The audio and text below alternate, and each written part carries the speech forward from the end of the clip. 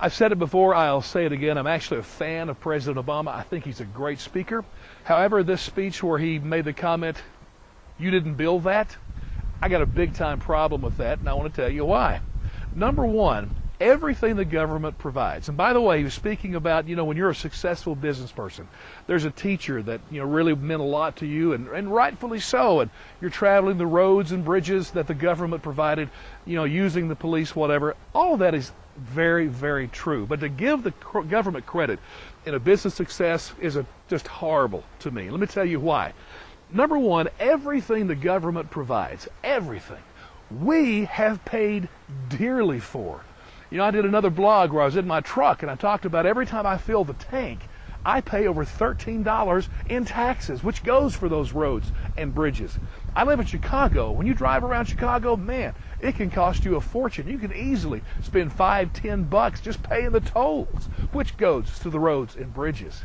The police, the fire, guess what? We pay for all of that. Every time I get my phone bills in, it's always interesting to me because I've never dialed 911 in my life, not a single time. Yet every month on the phone bill, there it is, the tax for 911 as well as many other taxes. My point, everything the government provides a business to be successful. That's a great thing, but we did that. We did all of it. The government is us. And then secondly, that man or woman that goes and starts that business down the street, guess what? You've heard the stories. They're hocking up their credit cards, getting a second mortgage on their house, selling stuff just to raise enough money to get that business off the ground. And guess what I have to pay for that? Zero. It is all on them. There's no government there, and there is where the real challenge and the real risk is involved.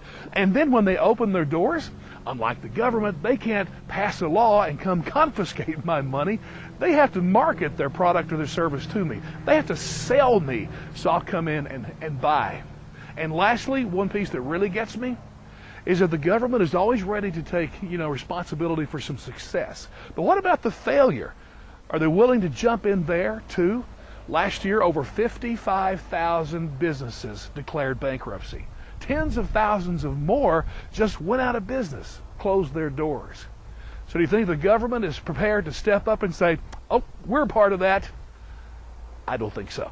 I don't think so. So President Obama, I think you're a great speaker. That one was not a good one.